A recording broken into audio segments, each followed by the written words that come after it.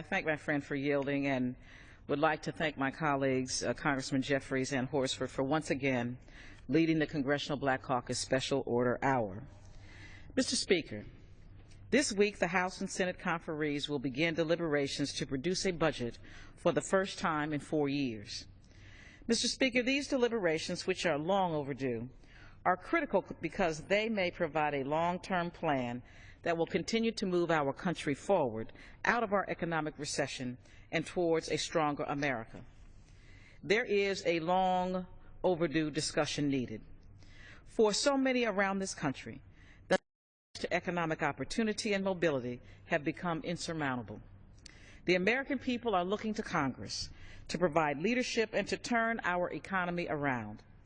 Unfortunately, some in Congress have put austerity before economic recovery, draining resources that might otherwise have improved our economic outlook.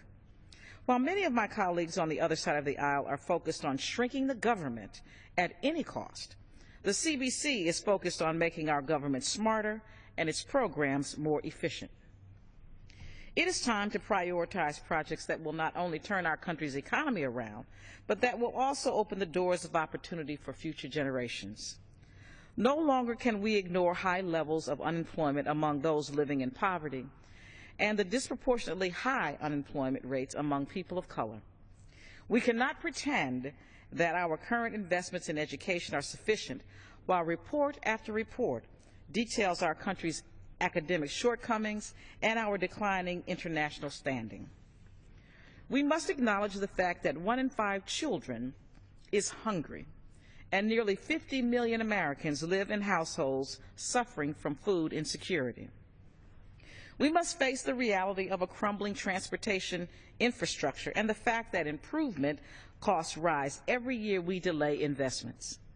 Congress can spend the next month and a half hiding from these truths and hoping for an improved economy that will magically fix these problems. Or we can directly address our issues through bipartisan cooperation and with a common goal to make our country better.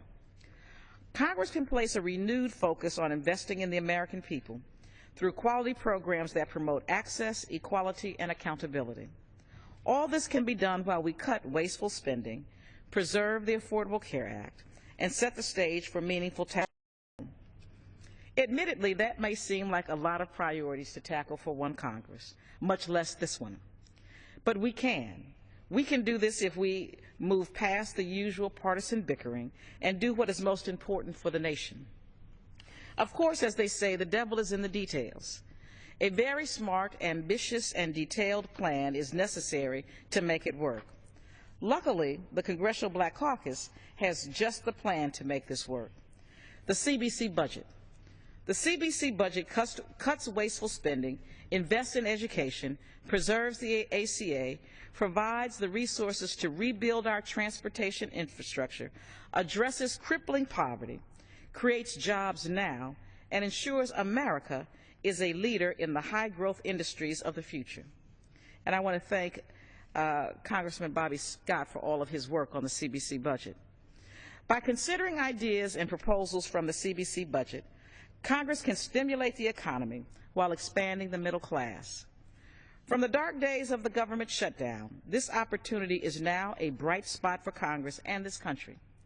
We can rebuild America using the principles on which our nation was founded, that everyone, no matter their background, should have the opportunity to achieve their dreams. To my colleagues in the House and Senate, we have the opportunity and a blueprint.